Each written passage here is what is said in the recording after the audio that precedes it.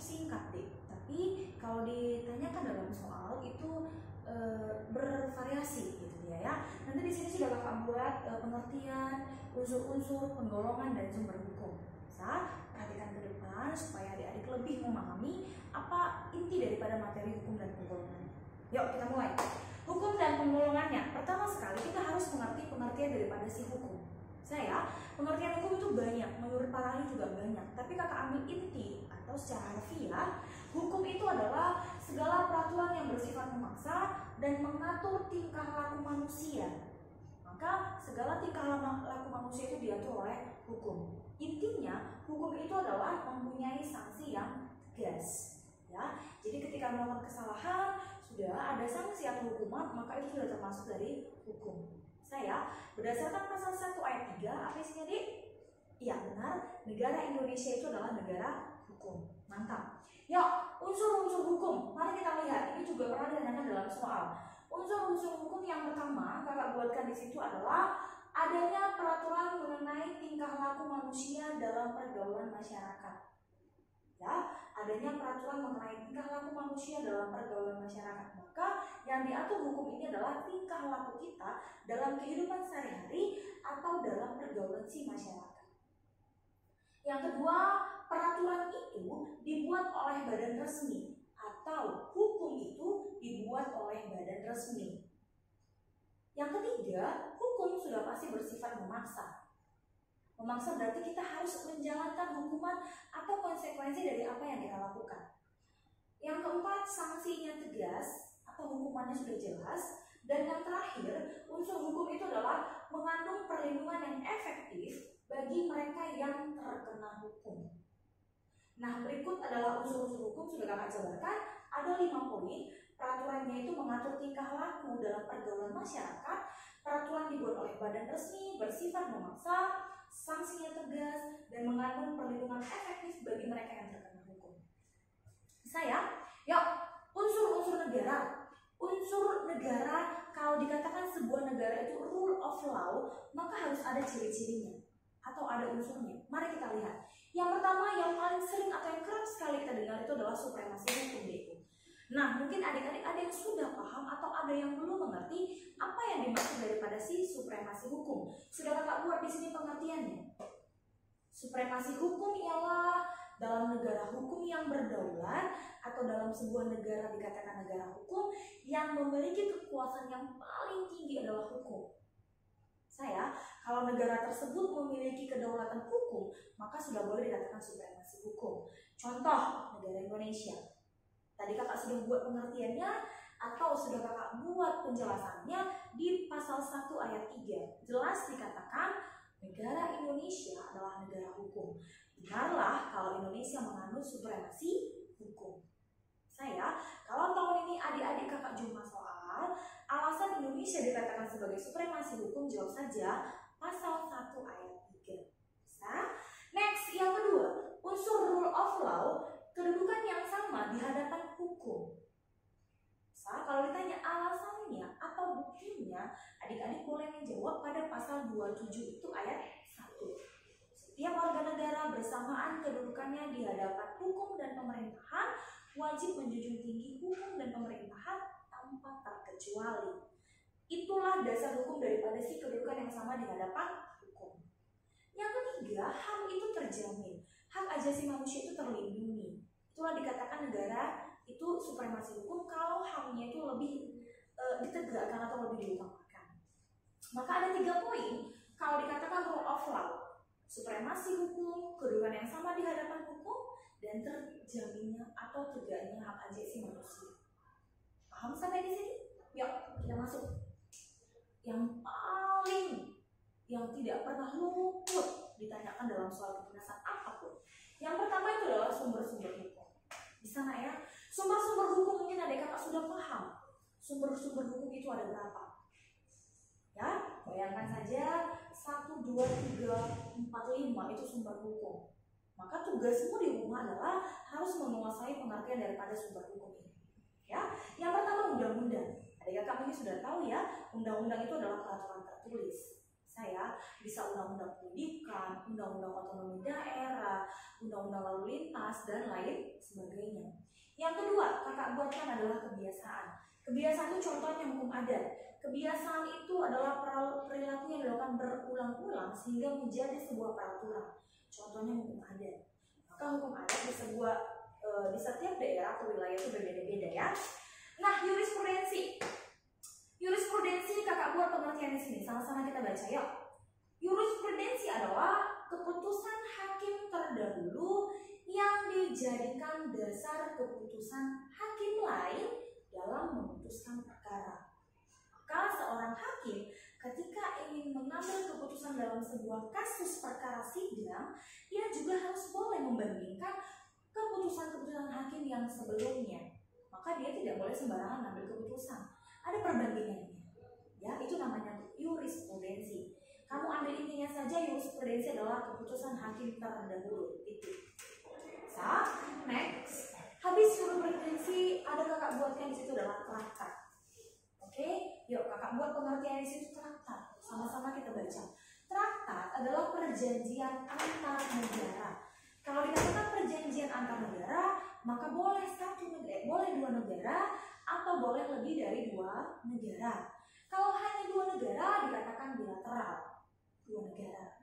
Kalau lebih dari dua negara itu multilateral, boleh tergolong organisasi internasional, itu sudah multilateral. Itulah dia traktat. Terakhir doktrin.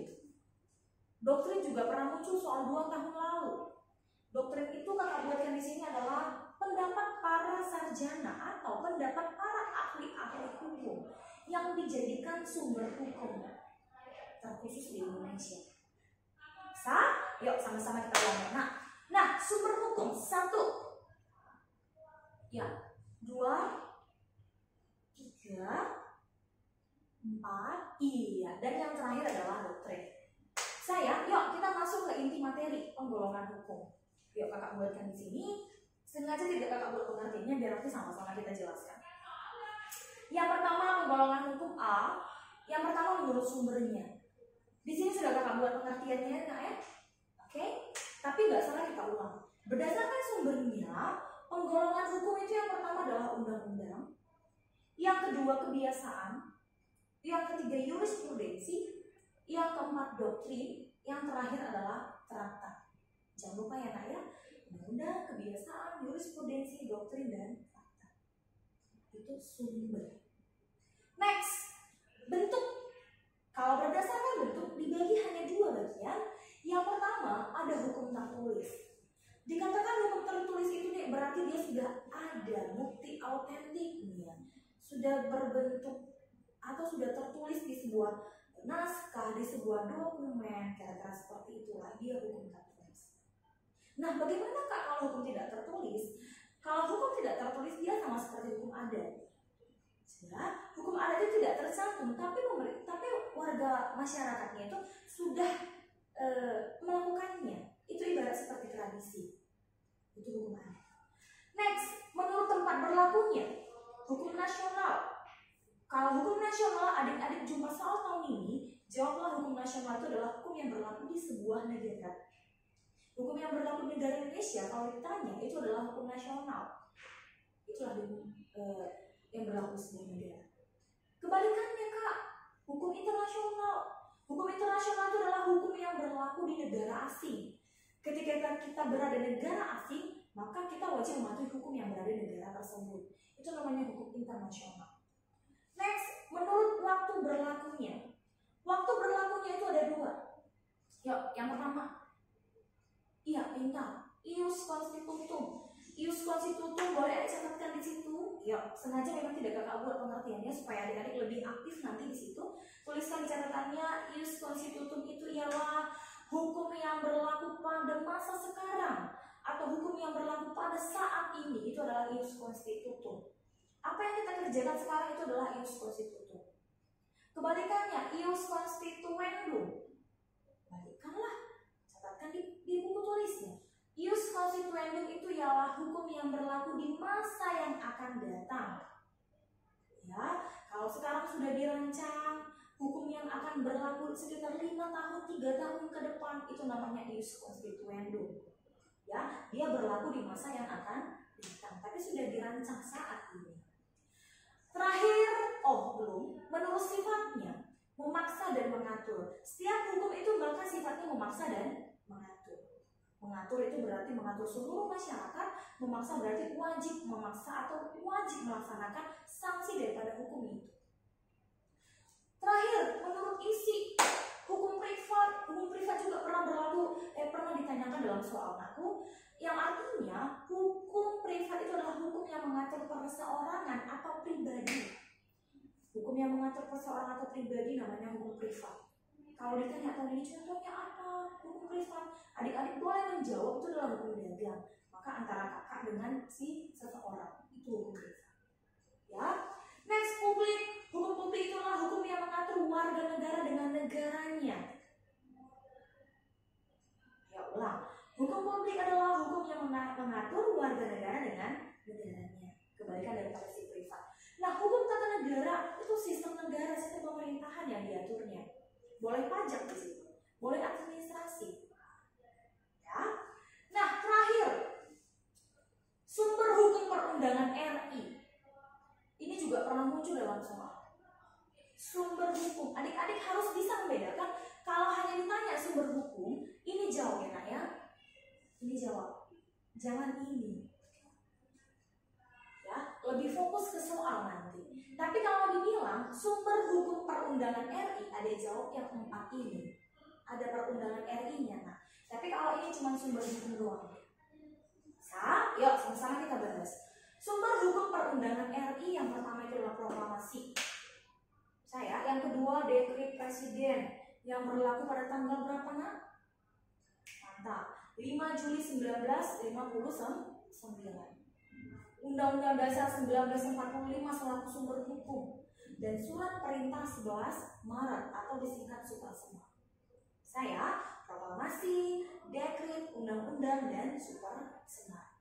Intinya, hukum itu berlaku bagi sebuah negara dan sifatnya memaksa. Maka semua warga negara harus mematuhi peraturan. Karena setiap negara wajib mempunyai hukumnya masing-masing. Sebelum kakak akhiri, yuk kita ulang. Hukum itu adalah yang bersifat memaksa, mengatur tingkah laku manusia, dan mempunyai hukuman atau sanksi. Unsurnya itu ada 5. Ya, mengatur tingkah laku, dibuat oleh badan resmi, bersifat memaksa, sanksinya tegas, dan terakhir mengandung perlindungan efektif bagi mereka yang terkena hukum. Next, unsur negara. Kalau dikatakan negara itu rule of law, supremasi hukum, kedudukan yang sama di hadapan hukum, terjaminnya HAM. Yang paling penting sumber hukumnya ada 5. Yuk baca. 1, 2, 3, 4, iya, dan doktrin yang terakhir. Penggolongan hukum aku boleh di sini sumber, bentuknya, tempat berlaku, waktu berlaku, sifatnya, dan isinya. Dan yang terakhir adalah sumber hukum perundangan RI. Sampai di sini, adik-adik, topik kita hari ini itu cukup singkat. Walaupun singkat, adik-adik bukan berarti kalau kakak akhiri berarti adik-adik juga mengakhiri videonya. Tidak, boleh diulang-ulang. Ya, bagi yang baru selalu kakak ingatkan coba dipindahkan di catatan supaya adik-adik juga ketika ingin mengulang lagi bisa baca catatannya. Ingat, jangan lupa diulang-ulang kembali, dipelajari kembali. Bagi yang sudah pernah belajar ini, anggap ini sebagai pengulangan.